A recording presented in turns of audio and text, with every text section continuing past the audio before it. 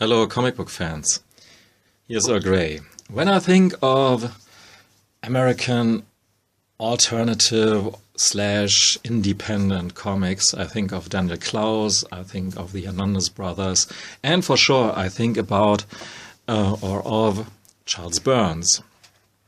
And the first time I've ever saw some work of him was in this little magazine, Raw, Volume 2, Number 1. It's the only issue of Raw I own, with that really neat cover from Gary Panther.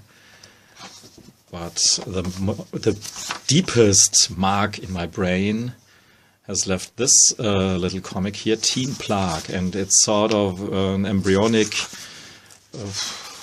model version of his later magnum opus Black Hole, about which I will talk later in a later episode. But this art here struck me immediately. It was somehow old school, but very modern at the same time, very effective, and had a great impact. And if you ever have seen some art by Charles Burns, you will recognize his art immediately. For an example, on the Sub Pop 200 sampler cover. That's a nice little drawing from Charles Burns here, and this sampler is very recommended. Not just the early Nirvana, but Mudhoney's, Green River, Fastbacks, Beat Happening, Screaming Trees, you name it, you get it.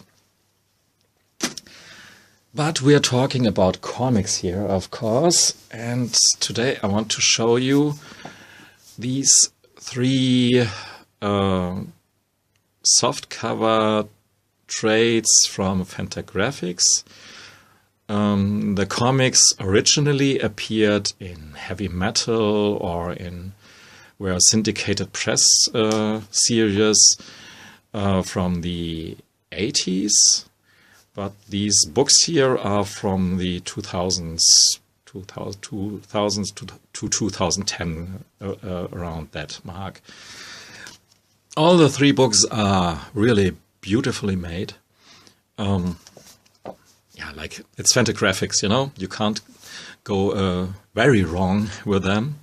So these are labeled as soft covers, but that cardboard cover here is really thick, and the paper inside is perfect for this kind of Charles Burns art. Very thick as well. The blacks are really black, and the white is really white, and so I can't recommend these books enough, just for how good they are made. And the content here is gorgeously disturbing. Just look at this cover here from Borbah. Yeah, you take it in. Borbah is one of his earliest heroes, if you want to name him a hero. He's a private investigator, modeled after here.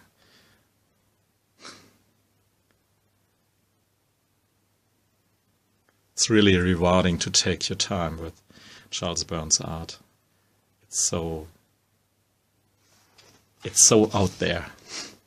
He modeled Borbah after that character here. He had a friend, John Borbah, and this seems to be a picture of him. And there's this Mexican wrestler. Maybe is his name Atlantis? Well, I don't know. I'm not too deep into wrestling. And this the strong connection between comics and wrestling, I think this must be an American thing. I wasn't aware of wrestling at all, and that this could be important. But yeah, it was obviously important for Charles Burns. So he sketched, this is one of his earliest sketches from the late 70s of Borbah. And early illustration that was published in Raw magazine. Borbah from Humanoids, I guess that's the French version. So you get a bit of bonus material in this these softcover trades as well.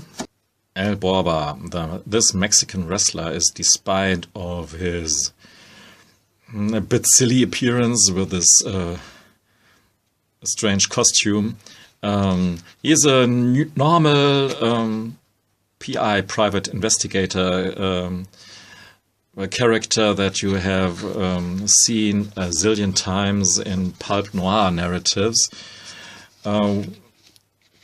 One guy who hits first and asks questions later, but he's confronted with unusual cases like this guy who has vanished, and it turns out that he's slowly but steadily turning into a robot because he loves robots. The second one about this burger factory where some things don't go as they should go. Living in the Ice Age is a story about people that are frozen in a laboratory, a bit like in the Futurama animated series.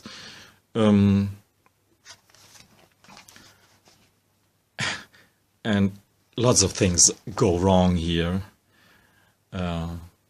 That's a story of betrayal and cross-betrayal, and it was serialized. These stories were serialized in the heavy metal magazine back then, and they bear already many ingredients of Charles Burns comics that are these spooky atmosphere, these ridiculous characters, the depiction of the ugliness of humankind, of the greed and of humans. We all want to live forever, and if we are allowed to, we would do incredible things. And Charles Burns exaggerates these topics to an extent that it's spooky and pathetic and fun at the same time, and beautiful in a way. It's all his renderings are a great joy to look at. I like his pseudo woodcut style. And that's the last storyline about religious cult, underground conspiracy group of people, the Wishbone Brothers or something like that. Bon voyage.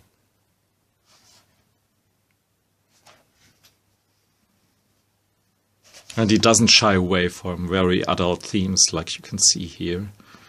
So these comics are, I would say, not for children under 15 or so. But don't ask me when I've read them first, so I don't want to be too bigot.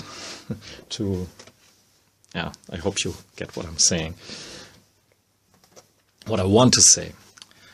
So, more of the same you get with Skin Deep and Big Baby.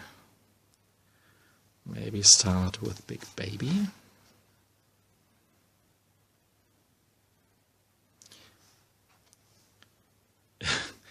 I could look at these covers forever. And this is actually a depiction of Charles Burns' toys he made for himself, a green man. And like he wrote in the afterword of this book here, he held this toy so dearly that he has to that it has to star in his comic here.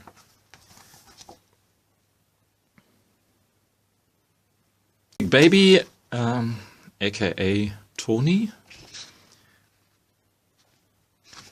is a kid who has to survive strange things. Here's the first Big Baby 2-pager with a green man toy, and that appeared in Raw 1 Volume 5.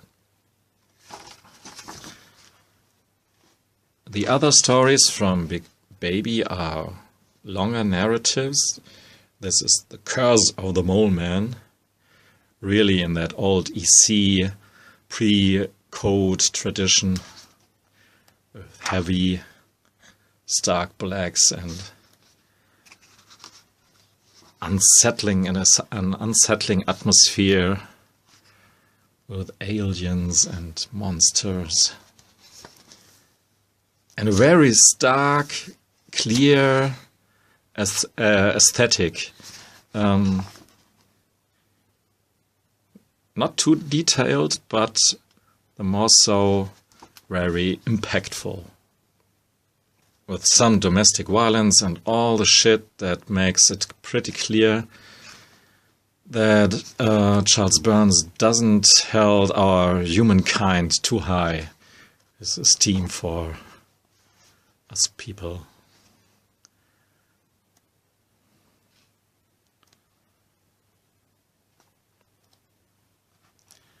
So, and here's the aforementioned teen plaque from that Raw magazine, but this time in an oversized format, and it sure looks even better in that way, that fashion. And we have a that last storyline is fantastic as well, about Big Baby visiting a camp with teenagers, and it's not so about the nature and being together and having fun. It's more about horror and crime, as you can guess it, and coming of age, but in a very disturbing way. And all that uptight atmosphere, these problems that you have to deal with, your gender and the urges of your sexuality, and how it can blossom in a creepy way. This is already there and comes to full fruition in his later Black Hole comics. The third book in that series is Skin Deep. Again, a beautiful cover here. And even before Walking Dead, it was fashionable to wear some earlobes.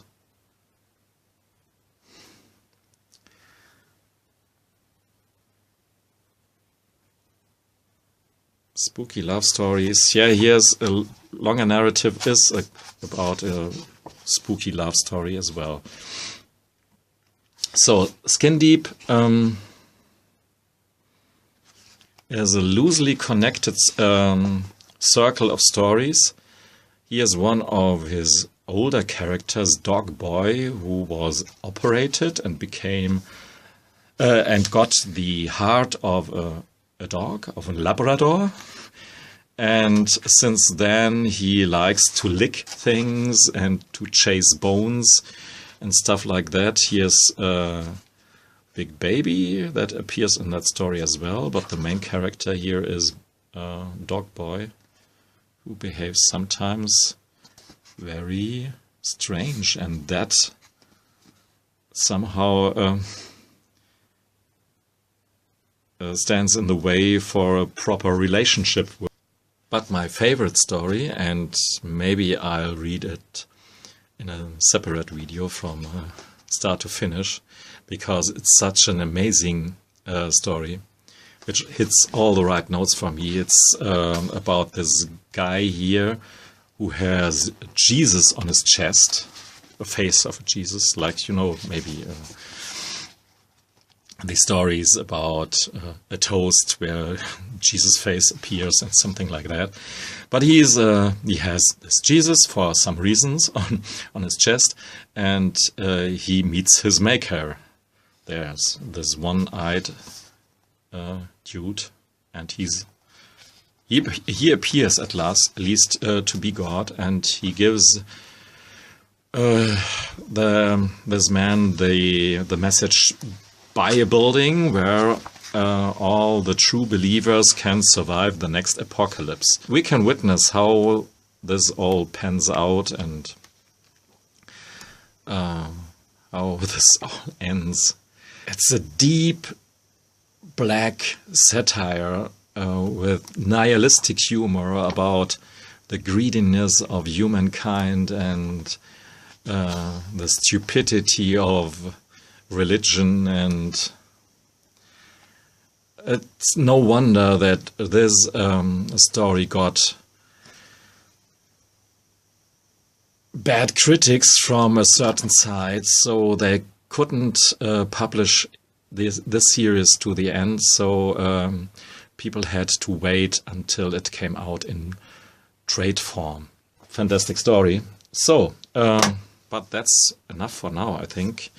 All the books over there are reviewed or talked about in a future panellogy.